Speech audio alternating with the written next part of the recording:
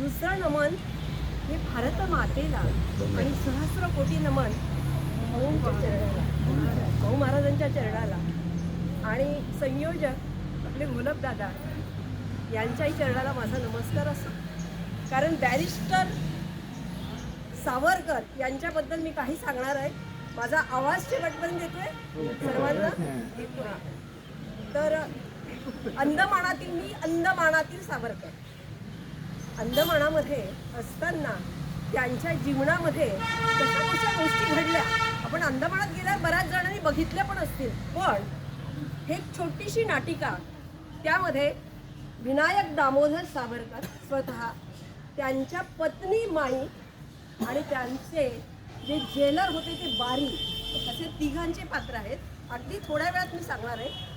तर आज माझ्या अंगात खूप ज्वर भरलाय. मला काही सुचत नाहीये, काही म्हणजे काही सुचत नाहीये. आणि ना काठ्या कुठून या जखमांमध्ये ना धसकट घुसली. धसकट कशाची? त्या काठ्यांची धसकट घुसली. आणि या जखमा तरी झाल्यात कुठून?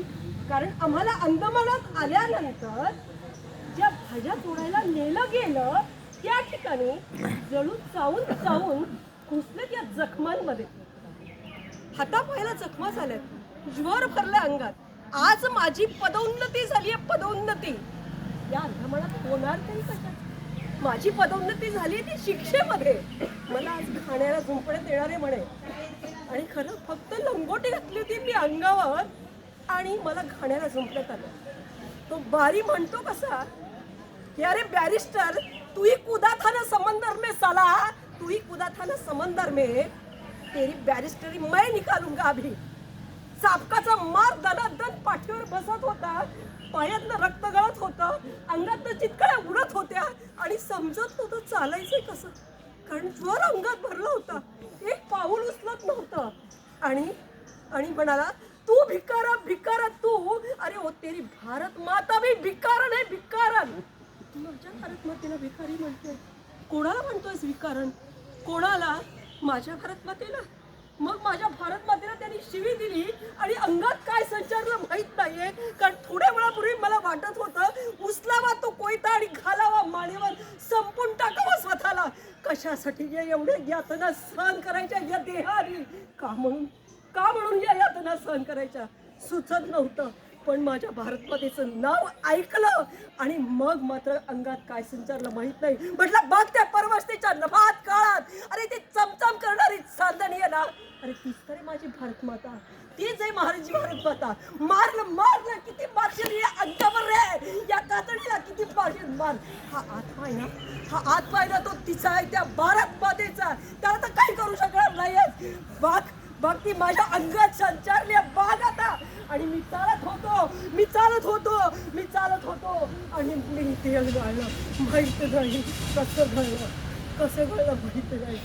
तो म्हणाला, अरे छोड़ दो रे इसको, साले को छोड़ दो, बहुत बातें करता है बहुत. अरे छोड़ दे ना तेरी बैरिस्ट्री, छोड़ दे तेरी बैरिस्ट्री, क्यों बैरिस्ट्री करता है ये. अरे छोड़ दे साहब, भाई देख मैं कैसा हूँ, मैं भी बारी बन गया, तू भी बारी क्या, तू तो बड़ा बैरिस्टर बन जाएगा. मला त्याची आस नव्हती. अंग थकलं होतं, सगळं अंग थकलं होतं. मला फरफटत नेण्यात आलं. माझ्या कोठडीत जाऊन पडलो आणि क्षणभर म्हटलं, का गं यातना सहन करतोय बाई, आज तुझी खूप आठवण होते मला. जेव्हा डोंगरीच्या तुरुंगामध्ये तू मला भेटायला आली होतीस, खरं तर बॅरिस्टर बनायला मी परदेशात गेलो होतो. तुला बॅरिस्टर बघायचं होतं ना, मला ओळायचं होतं ना तुला, मला या दोन हाताने. आणि तू डोंगरीच्या तुरुंगात मला भेटायला आलीस. मी तिथून आलो होतो, कसा आलो होतो माहिती नाही.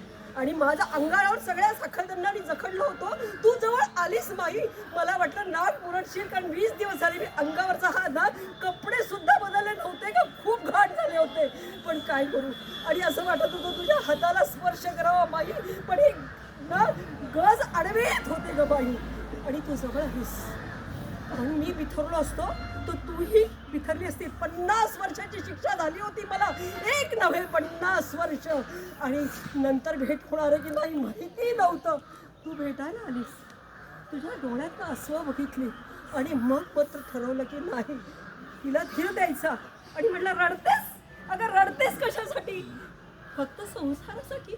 अगं कुत्री मांजरी संसार करतात नाही, कुत्री मांजरी. अगं ती पक्षी सुद्धा संसार करतात. काय करायचं? 4 काटक्या जमवायच्या, जन्म घ्यायचा, 4 काटक्या जमवायच्या आणि एक संसार उभा करायचा. त्या पिल्लावर जमा करायची. म्हणजेच का गं बांधून घेऊन माई. अगं तू आणि मी या भारत मातेचे असामान्य पुत्र आहोत बाई. जर या अग्निकुंडात, त्या दत्तकच्या स्वातंत्र्याच्या अग्निकुंडात आपण आपल्या संसाराची आहुती दिली बाई. नको रडूस ग बाई, नको रडूस. कशासाठी करते?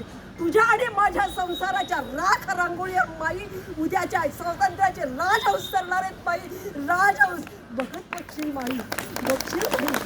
आणि खरंच तिला औंढा गिळा डोळ्यातले तिचे हे तिच्या गालावर तसेच तरळले.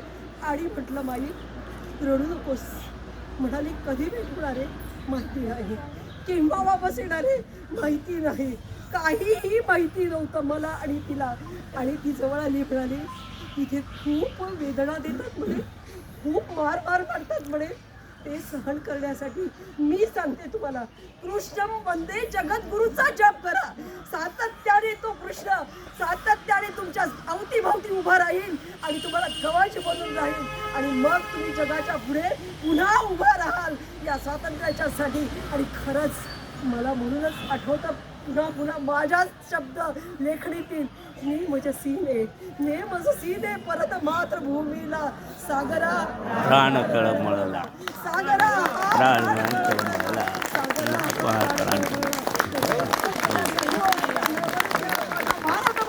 भारत भूमीला भारत माता की जय.